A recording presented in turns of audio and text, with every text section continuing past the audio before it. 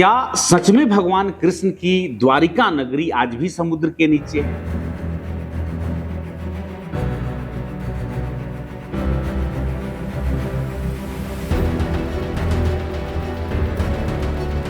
और क्या भारतीय वैज्ञानिकों ने इसके प्रमाण खोज लिए हैं? ये दो बड़े प्रश्न हैं। इस दोनों बड़े प्रश्न का जवाब तलाशना बहुत जरूरी है। आपको बताते हुए मुझे हर्ष हो रहा है कि कई दशकों से भारतीय वैज्ञानिक और पुरातत्वविद गुजरात के तट पर खोज करने में लगे हुए हैं। इस खोज ने भारतीय इतिहास और आस्था को दोनों को एक साथ पहली बार जोड़ा है।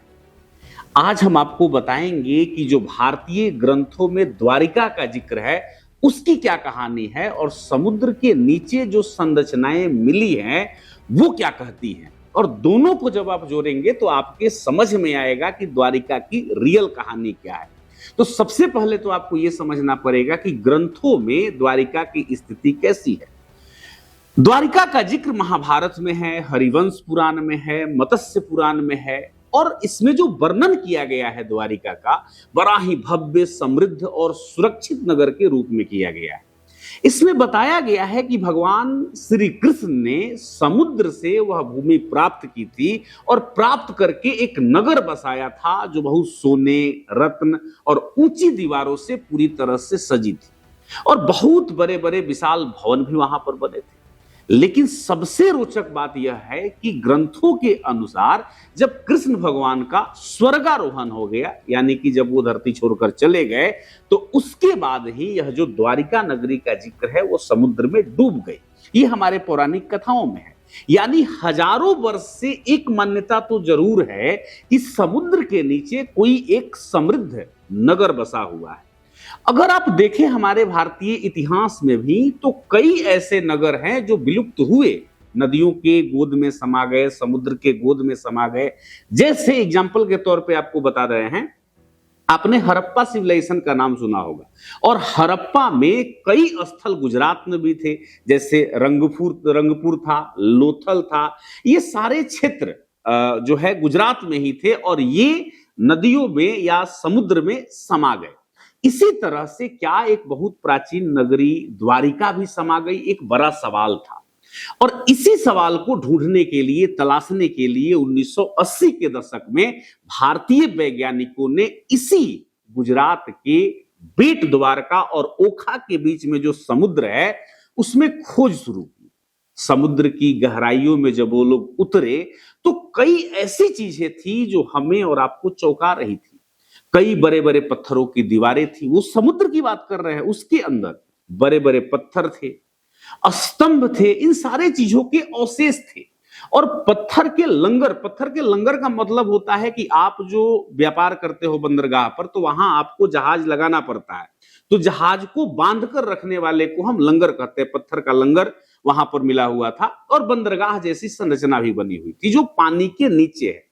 इससे यह संकेत मिलने लगा कि यहां एक समुद्री बस्ती या बंदरगाह तो रहा होगा। अब वो द्वारिका है कि नहीं है, यह सवाल एक बहुत बड़ा है और आज भी है, कल भी था।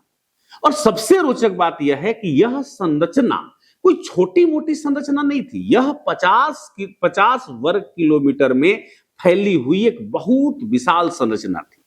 चलिए 1980 के खोज के बाद 2007 में द्वारिका में फिर से खुदाई हुई। वही प्रश्न था कि ये द्वारिका है या दूसरी कोई व्यवस्था।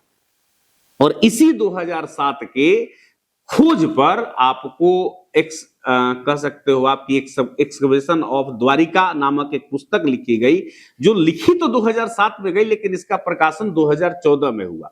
और इस पुस्तक को लिखा गया आर्कियोलॉजिकल सर्वे ऑफ इंडिया, यानी कि जिसे ASI कहा जाता है, उसके द्वारा लिखा गया और इसने प्रकाशित भी किया।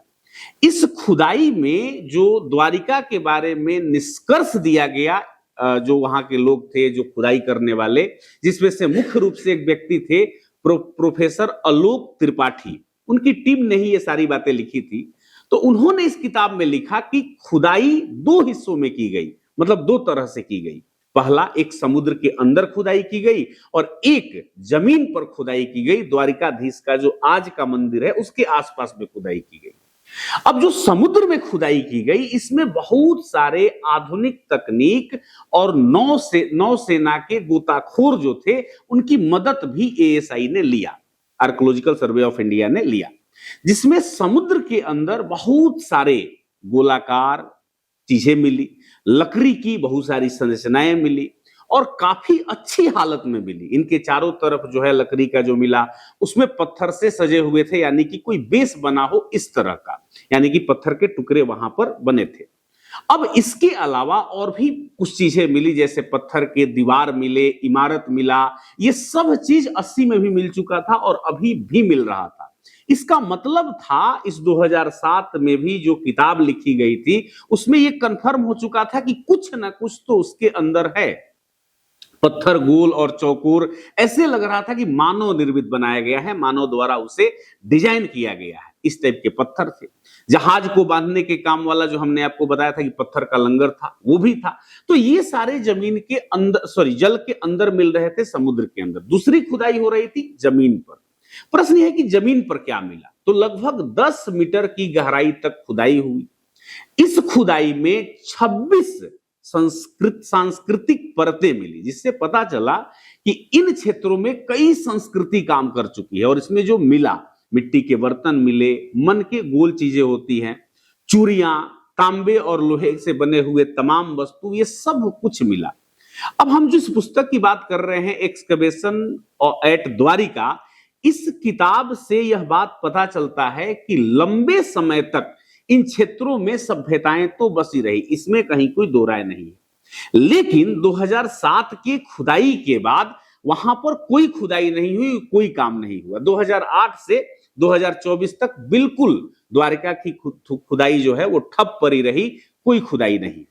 अब 2025 में, जो 2025 गया, अभी हम लोग 26 में बात कर रहे हैं, इसमें भारतीय पुरातत्व सर्वेक्षण विभाग, जिसे एएसआई कहते हैं, इसने अंडर वाटर आर्कियोलॉजी विंग जो इसका होता है, उसने फिर से खुदाई शुरू की।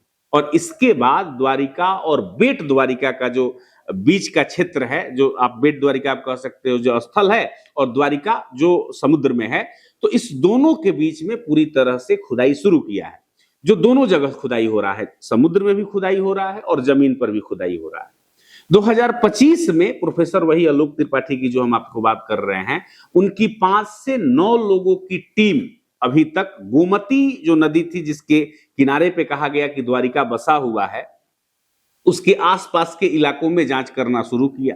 लेकिन अभी तक 2026 के जब हम वीडियो शूट कर रहे हैं, ये अप्रैल माह में शुरू होने वाला है, इस समय तक तो कोई खास जानकारी हमें नहीं मिली है, यानी कि कोई नई चीजें नहीं मिली है। जो 2007 में था वही चीजें मिली है। अब नया अगर कुछ खोज होगा, कार्बन डेटिंग से हमें प्राप्त होगा, तो हम आपके सामने जरूर बताएंगे। अब ऐसा कोई चीज नहीं है कि 2007 के निष्कर्ष को बदल दे, मतलब अभी तक हम 2007 के रिसर्च को ही मानेंगे। अब 2 प्रमाण यहां पर सामने आते हैं। 2 प्रमाण से मेरा मतलब है, एक वैज्ञानिक तथ्य और दूसरा आस्था। पहली बार ऐसा हो रहा है कि आस्था को वैज्ञानिक तथ्य से तोलकर हम चाहते हैं कि यह जो हमारा पौराणिक जो कथा के रूप में लोग मानते हैं, इसको सही तरीके से प्रस्तुत करके इतिहास का दर्जा दिया जाए, क्योंकि ये हुआ। एक आध और सवाल है। सवाल ये है लोगों के मन में, हमारे मन में भी, कि महाभारत कब हुआ और कृष्ण का कालखंड कब से कब तक था। तो ये बड़ा वाजिब सा सवाल है, हमारे मन में भी है, आपके भी मन में। इसके 2 आंसर हो सकते हैं। एक तो ग्रंथ क्या कहते हैं, जिसको हम पौराणिक ग्रंथ अपना मानते हैं, और दूसरा वैज्ञानिक और इतिहासकार क्या मानते हैं। तो अगर हम पौराणिक ग्रंथों में पुराण और परंपरा को देखें, तो महाभारत युद्ध द्वापर युग के अंत में हुआ था, यानी कि इसके बाद से कलयुग की शुरुआत मानी जाती है।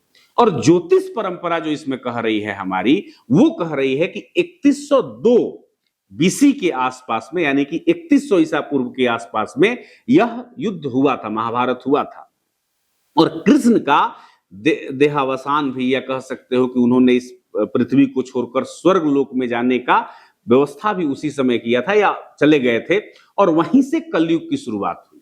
लेकिन विद्वानों का कुछ अन्य मामला है, यानी कि ये तो हो गया हमारे ग्रंथ में, लेकिन विद्वान जो है वो कहते हैं कि नहीं, ये अगर महाभारत की कुछ घटना है भी तो 1500 से 2000 बीसी के आसपास होगा।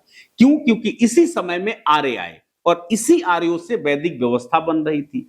तो अब कुल मिला जुला करके कंक्लूजन पर अगर हम पहुंचे तो द्वारिका के विषय में वैज्ञानिक तौर पे तो अभी कुछ नहीं कहा जा सकता है, लेकिन हाँ, उम्मीद है, विश्वास है, और बहुत सारे लोग जिन्होंने इस पर रिसर्च किया है उन्होंने कहा है कि नहीं, जल के अंदर कोई तो एक बड़ी संरचना है, लेकिन अभी प्रूफ करने में थोड़ा समय लगेगा।